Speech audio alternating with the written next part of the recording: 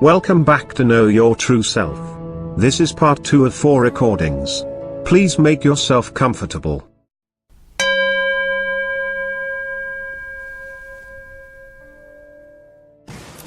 So since we don't have that much, we have roughly half an hour before lunch, instead of starting with a new subject, I think it would be quite good if there are any questions about what are all the things that I've said this morning, or anything else, actually, that you'd like to ask. Please feel free to do it.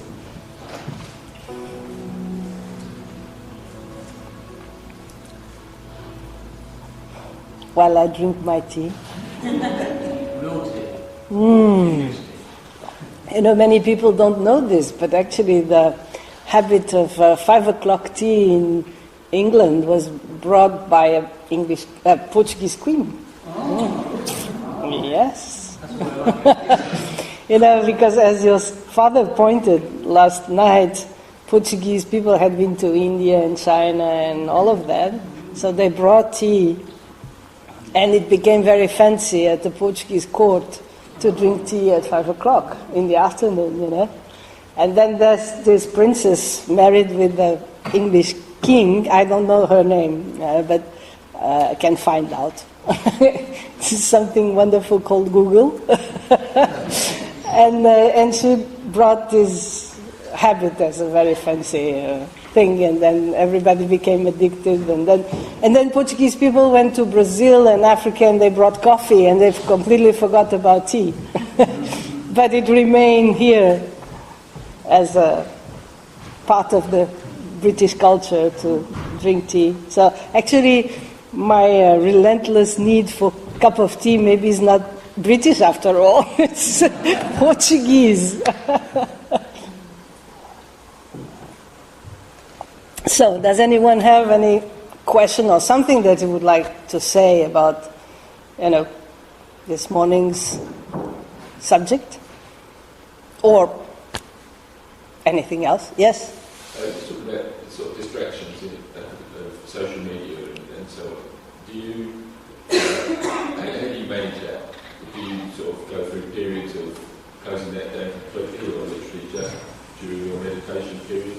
So do you take a week out from it, or? Yeah, well, I'm not very good at it. It's very easy to give advice, huh? But you don't necessarily put it into practice. You know what is wholesome, you know, it's like a few years ago, when it was more spread, you know, you go to see a doctor and he would say, you shouldn't smoke, you know, and then at the end of the session you would be, because, that's it, you know, it's easy to know what's good, but to do it yourself is sometimes difficult. But let's say, at least while I'm meditating, I put my phone in another room and I don't care about it. And I think even sometimes I set myself when I meditate, I even think, you know, I think of my thoughts as being text messages, you know. So I think now I will turn off my inner telephone, and anything can wait. I think that's the idea, you know. Sometimes when we are really interested in some conversation or in hanging around with someone, or you're just busy doing something else, you say to yourself, okay, if someone calls me now, it can wait. You know, I'll see to that afterwards, but, you know, right now, I'm busy doing something else. So I think at least one should, set yourself like that, not only externally by either unplugging your phone or disconnecting your phone, or just leave it in another room, or something. Because I have tried, or sometimes because I'm really expecting some message that I really had to address, and I have it by my side, and every time, of course, there are lots of other messages coming, so every time it makes bzzz, I can't help myself then to look at it to see if that's the message I'm waiting for. So I clearly know that it doesn't work because it's like a post-it, or it's like my unfinished cup of tea. I won't have peace until I finish it, and then I remove the post-it from my mind, and at last I can relax about that. I often give this example because we have so many unfinished tasks sometimes. When we are not very organized ourselves, we tend to, procrastination.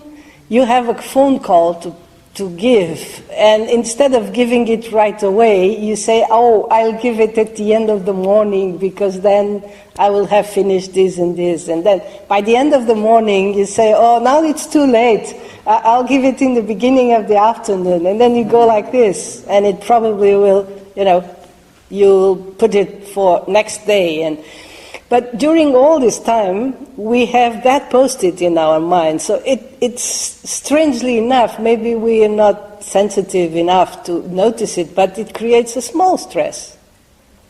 Like an unfinished business, And then if you have lots of things like that, even if they're not very important or if they're not very stressful in themselves, you'll have stress building up because, by the end of the afternoon, you'll be just, I have so many things to do, I have to call this and then call that and do this and do that, because you have, put all those things for later. So it actually, the same happens with social media and Facebook and Twitter and all of that. Of course, for many of us and more, even if not at the personal level, even professionally, we do have to use all these, tools for advertisement or communication or whatever. So we have to sort of be careful not to get overly involved with it and set some time. Yeah, put your phone away if you are afraid that messages won't come.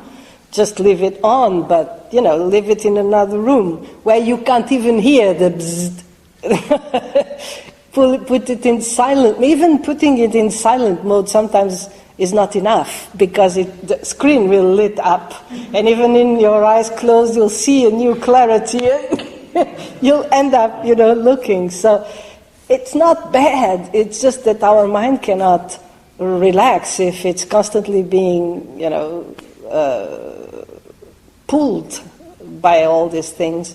So and if it's possible, then in the weekend, for instance, if it's mainly professional, for instance, in the weekends, just set yourself for some free time. I have a dog, and every morning I walk my dog, and I never take my phone.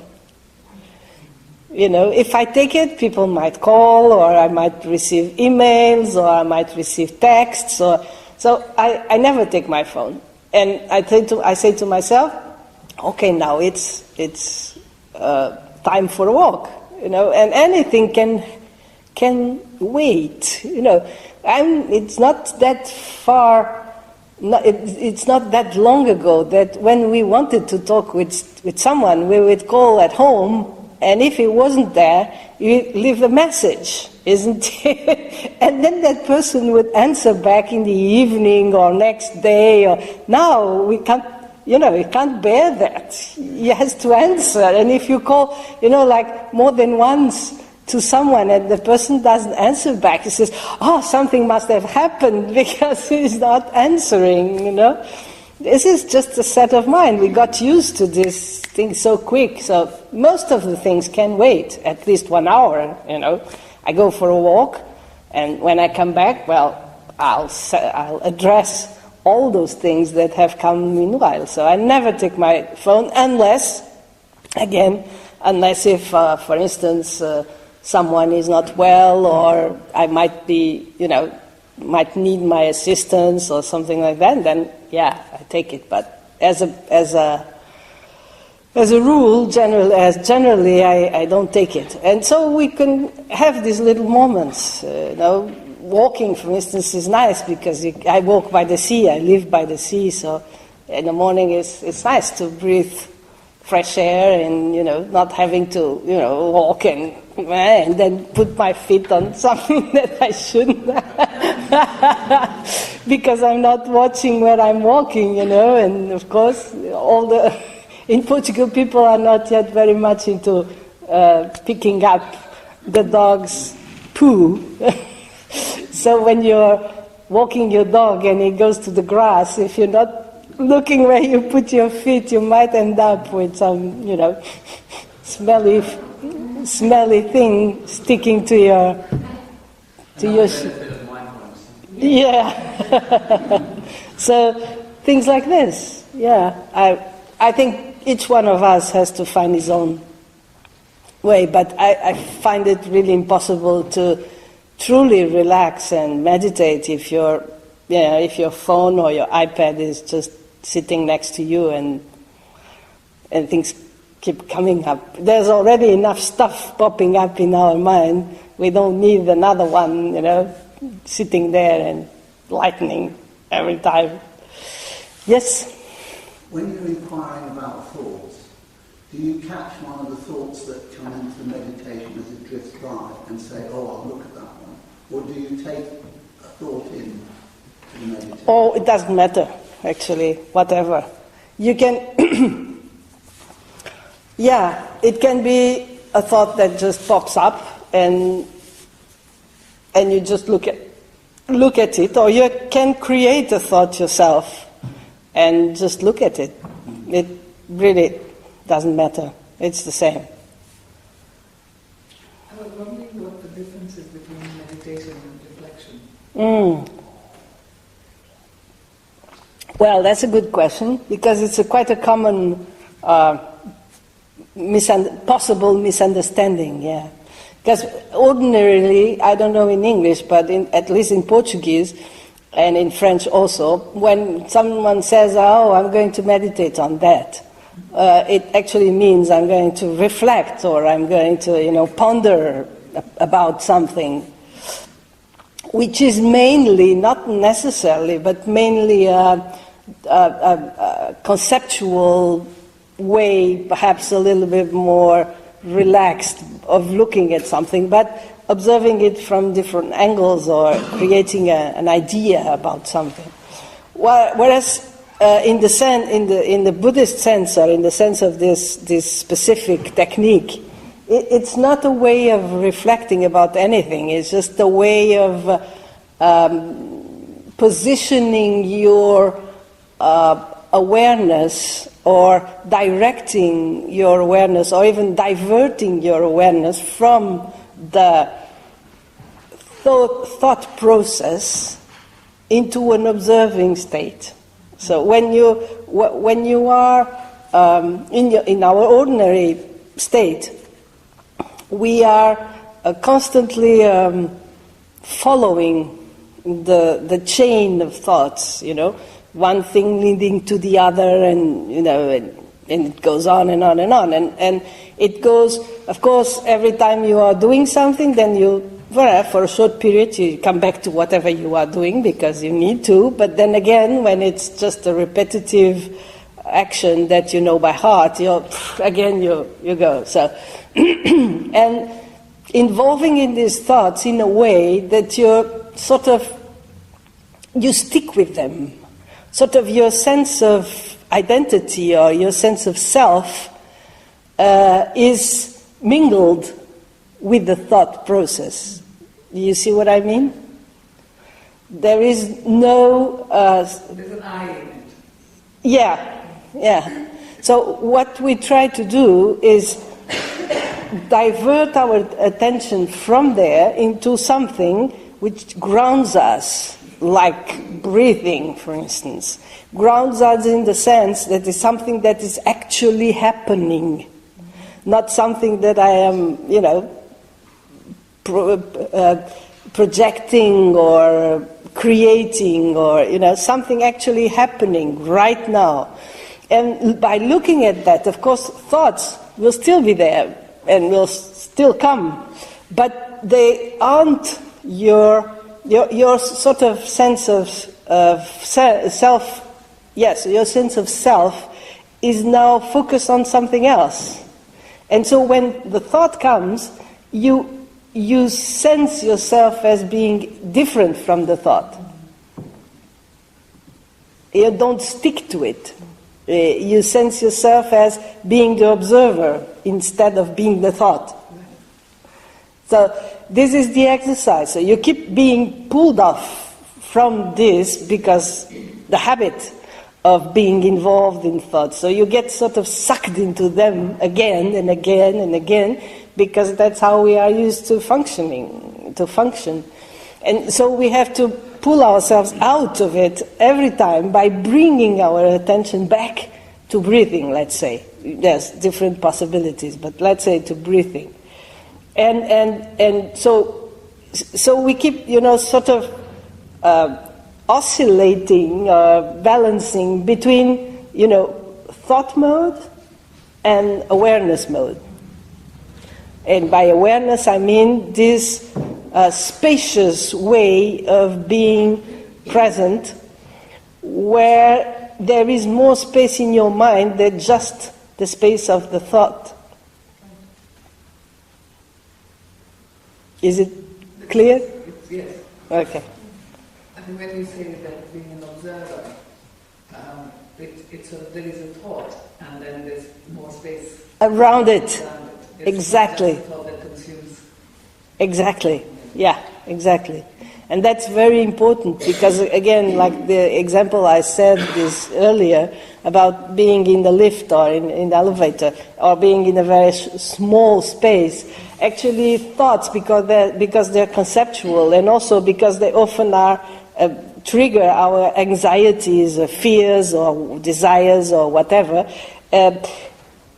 seem to us like a very small space. And the more they create anxiety, the smaller the space is, Actually, if we go to the Latin root of anguish, it means tightness. Being anguish is being tight. So it actually do feel like that, isn't it? You feel very tight when you're anguish. So when you remove yourself from inside this tightness, then there is suddenly lots of space. And then there is the thought, but there's lots of space around it, So you're not stuck into it. You're not prisoner of your thoughts. You became something much more spacious. That's the starting point. Great, thank you so much. You said about having the anguish and the stress, and then the stress is in certain thought forms, so you sit and you meditate and you look at those thought forms and then you can ask those questions. So do you feel that there's a direct correlation between those thought forms and the stress or disease that you can have in the body, and by meditating you can then change those thought forms so that you can actually change the physicality of the way that your body is behaving from the thoughts that you're actually having? Well, I'm pretty sure you can. Yeah, even with things like physical pain. Of course, a disease. It's like an unbalance that became physical. I think even doctors nowadays start to understand, but not always. I mean, there are some things which are, I'm not saying this is the absolute truth, but there has lots of truth in it. So it's like having a unwholesome habit, and we can see how much an emotion, for instance, has a physical counterpart. If we feel emotional, we'll have a knot in our throat, or tightness in the chest, or like a blow in the stomach, and things like this. If it's just passing by, it will dissolve. But if it becomes a usual feeling, for instance, the tightness in the stomach might become an ulcer, or something like that. So there is a correlation between all these emotional states and then a physical state. But even physical pain changes considerably if you meditate on it.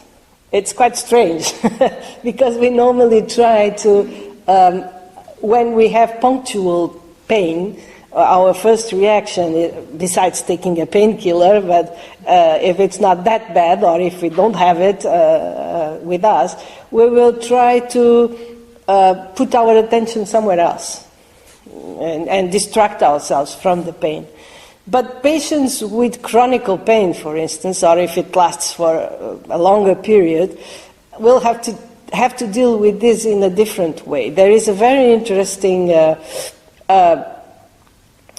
person in UK who has done a lot of research and experience in this realm, because she had several spine injuries and several car accidents, and she lives with chronic pain. Actually, I think now she is even in a wheelchair because she's so disabled. But she had a Buddhist background when she got her accident, and especially, I think, from a Theravada tradition, but anyway, she had some experience in meditation, and then she did some training with John Kabat-Zinn, the stress relief.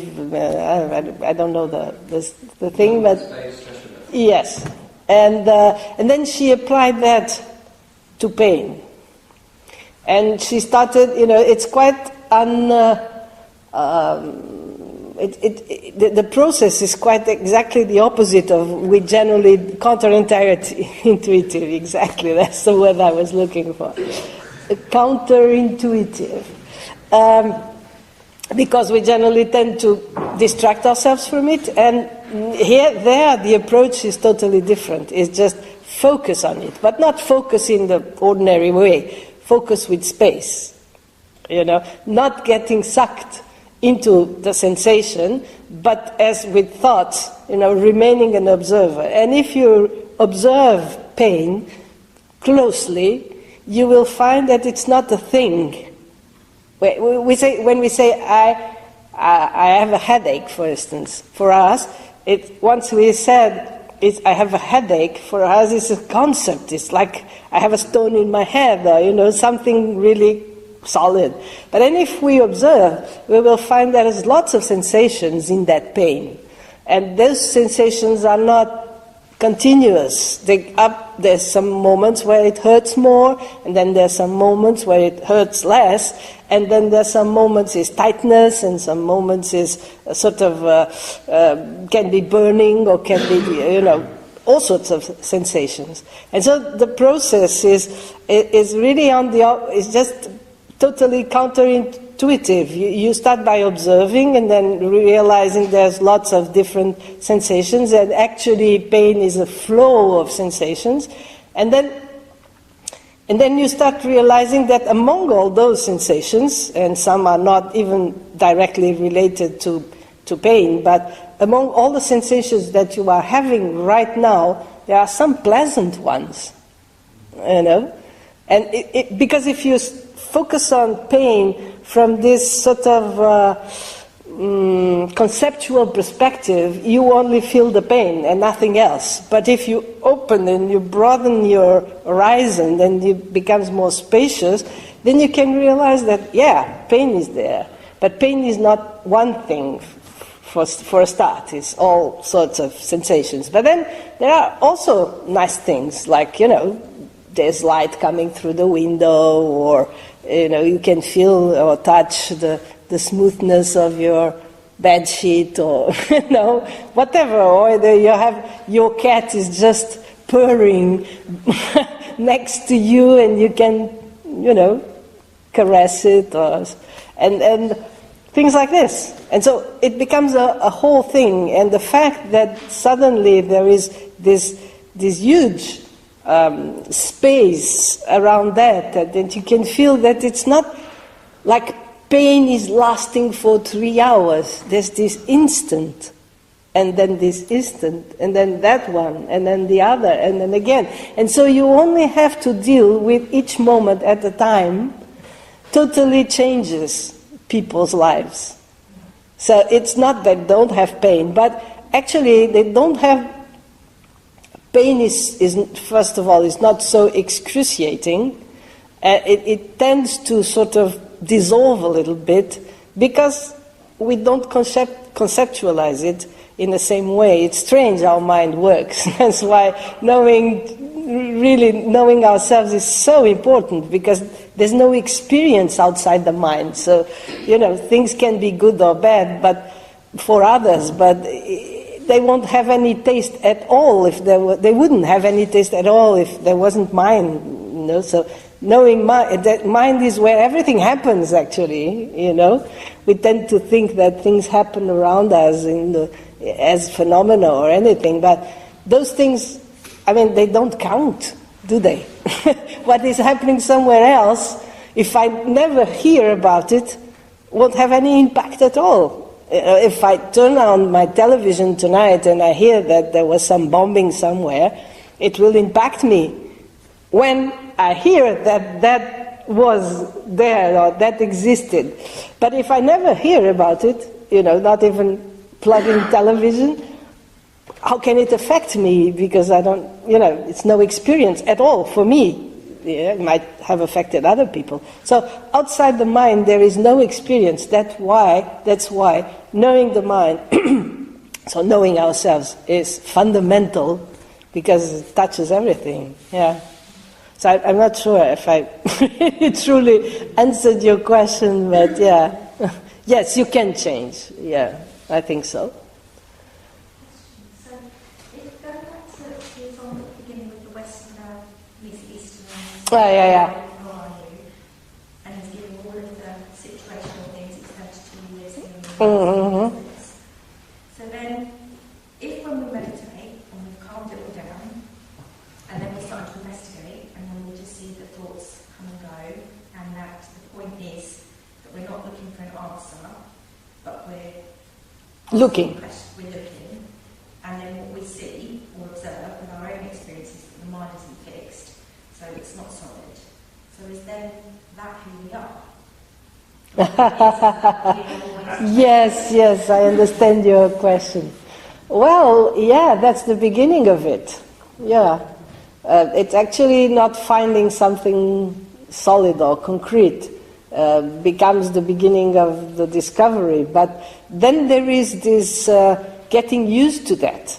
Because actually at some point, even in the texts they say that when you get to a certain level of realization, when you are in meditation, you can't find I anymore.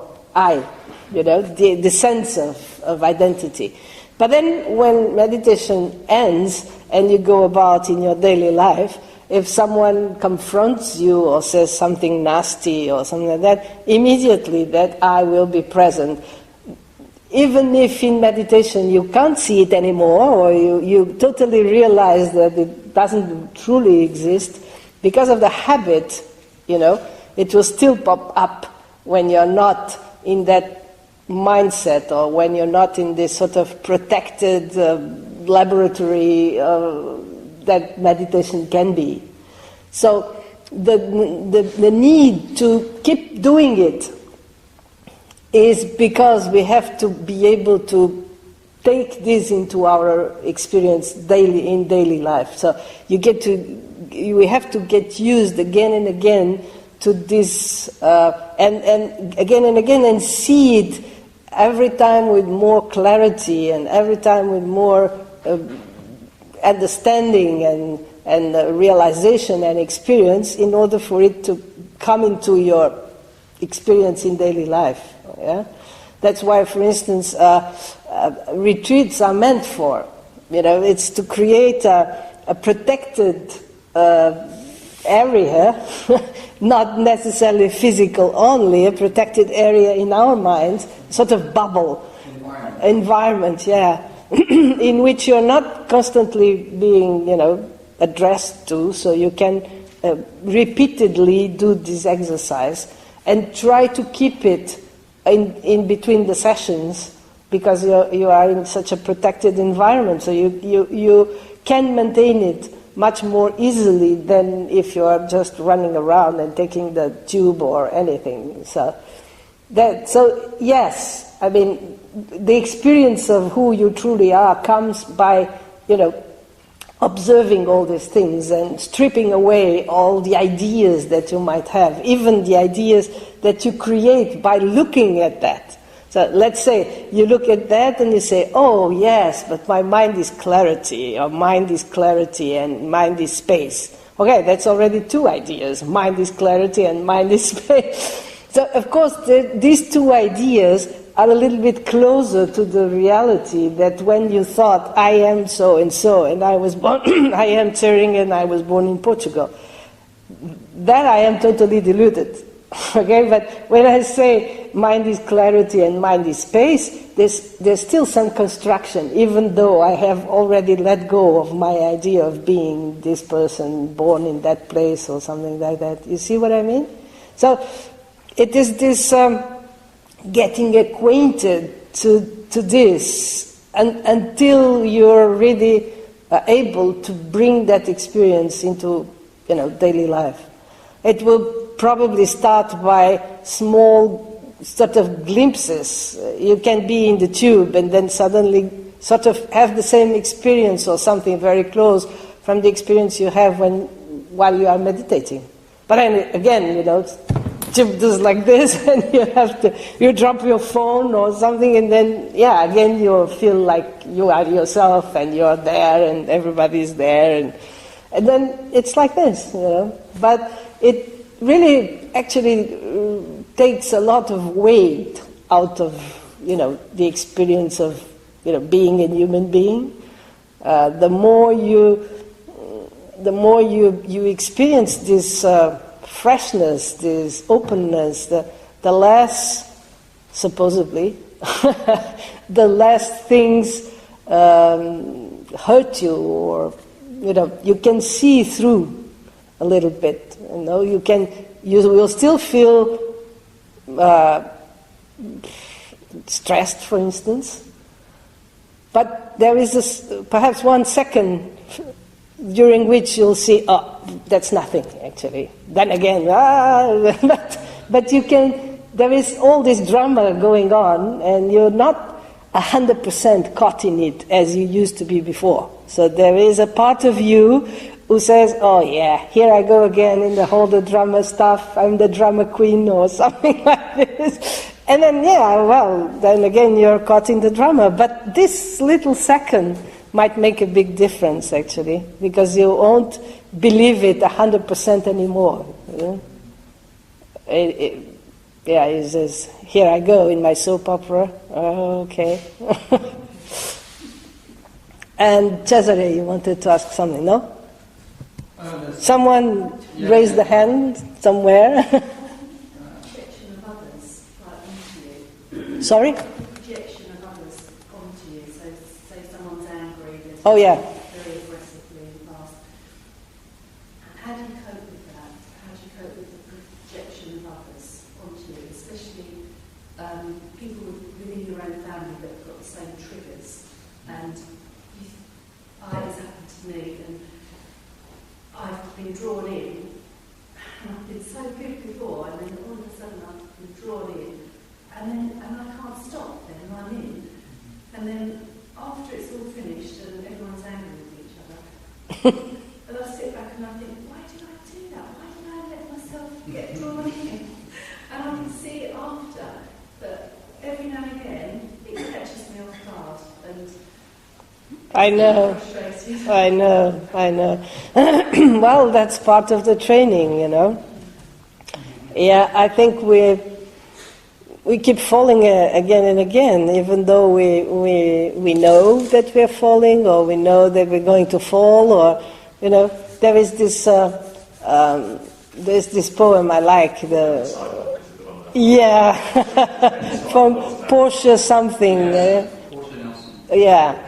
She's an American actress or something, and she says, I'm walking down the street and I see and I fall into a hole, in the side. There's a hole in the sidewalk, and I fall, and I haven't seen it. It's not my fault, and because I'm struggling to put the fault on others, I take a long time to get out of it. I'm so angry and so mad, and then there is the next step. I go through the sidewalk and there is a hole, I fall inside, and then I know that it's not a question of being my fault, but I know that I should have been more aware, and and I know that it's up to me just to get out quickly, and it goes like this, and then at the end, there's a moment where I see the hole, but I still fall inside, I still fall because I'm used to it.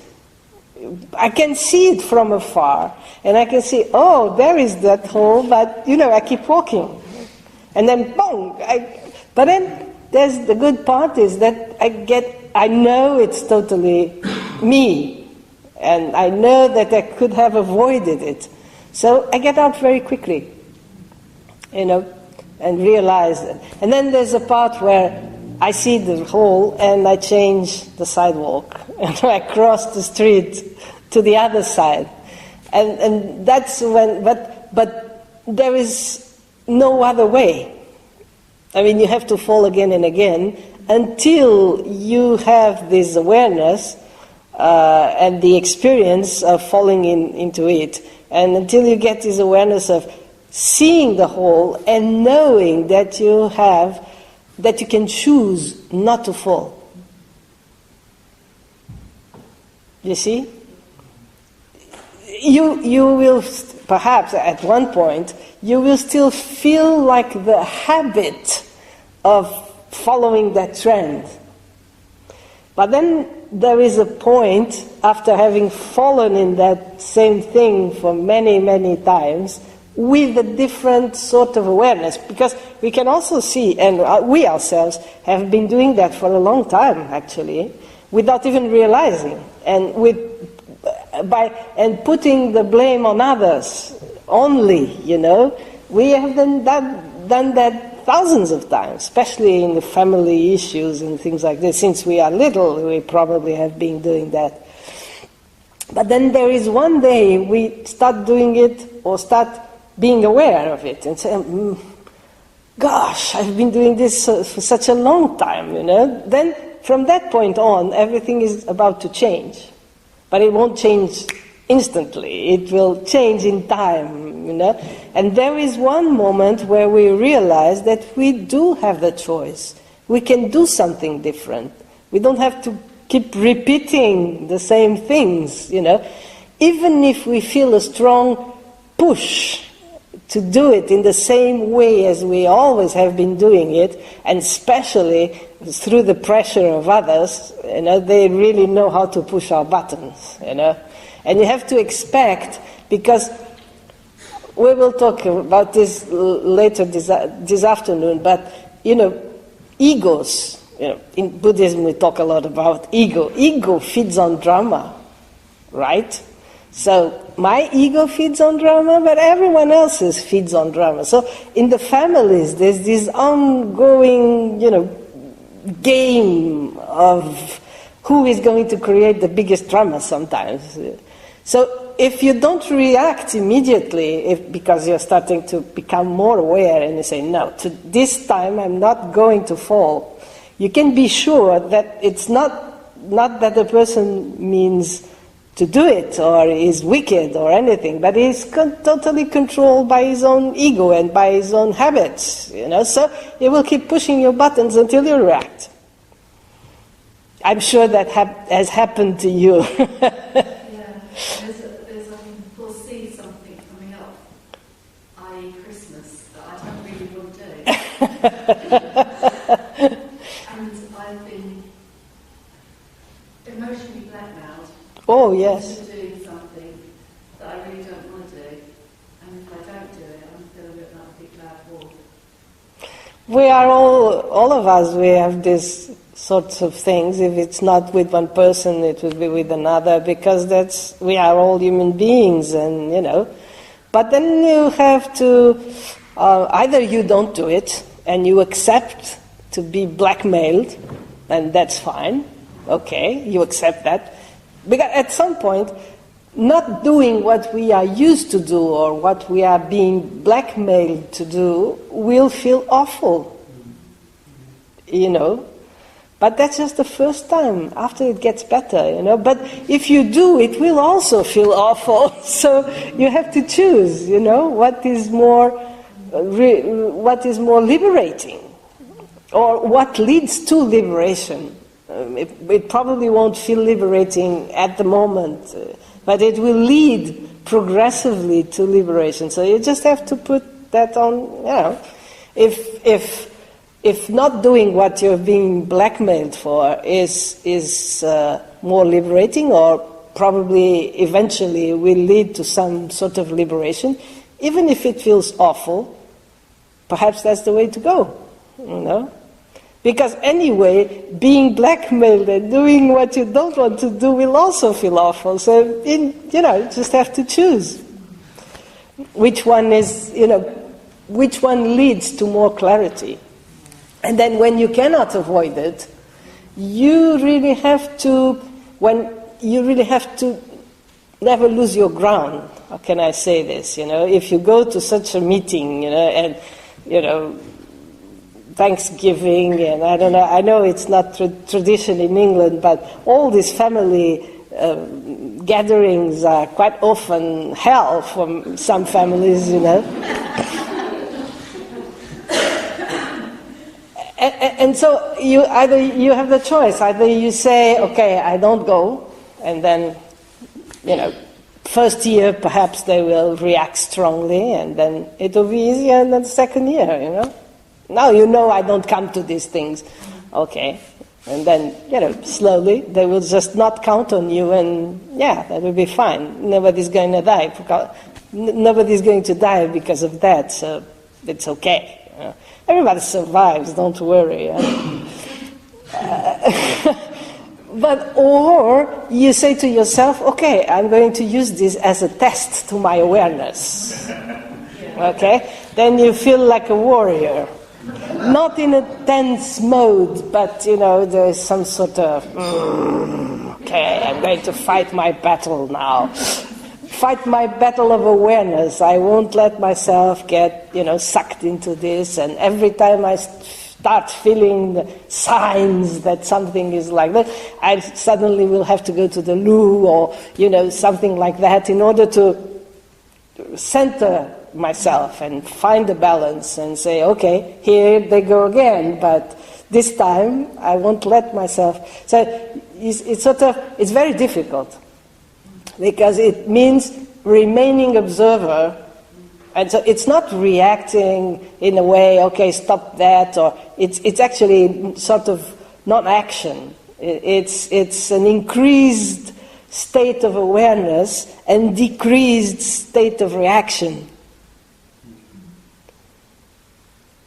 It's a bit like, don't give other people a handle to grip you.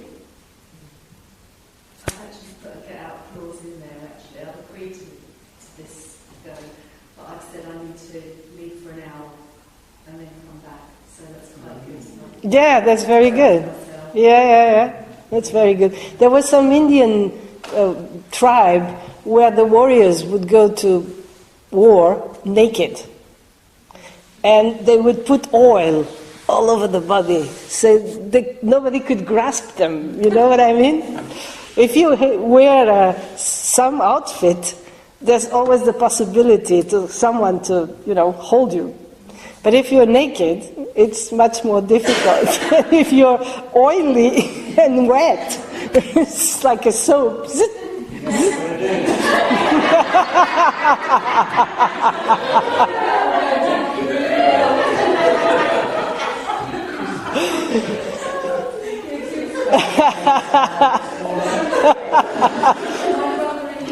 That will be quite a sensation.